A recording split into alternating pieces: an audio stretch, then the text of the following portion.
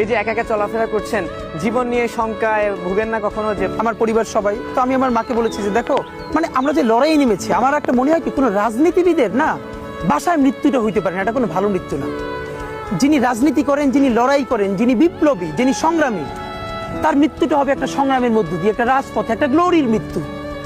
আমি তো ভীষণভাবে প্রত্যাশা করি, আমি ছোটবেলা থেকে এই স্বপ্নটা দেখি, অনেক জায়গায় বলেছি যে একটা তুমুল মিছিল হচ্ছে অন্যায়ের বিরুদ্ধে, সেই মিছিলের সামনে আমি আছি, কোনো একটা বুলেট এসে আমার বুকটা হয়তো বিদ্ধ করে দিয়েছে, এবং সেই মিছিলে আমি হাসতে হাসতে আমি শহীদ হয়ে গেছি।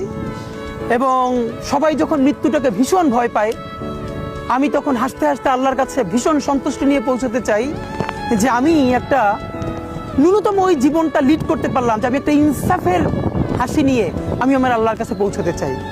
সুতরাং আগামী 50 বছর বাঁচলাম, কোনো ইম্প্যাক্ট তৈরি হলো না আমার দিয়ে।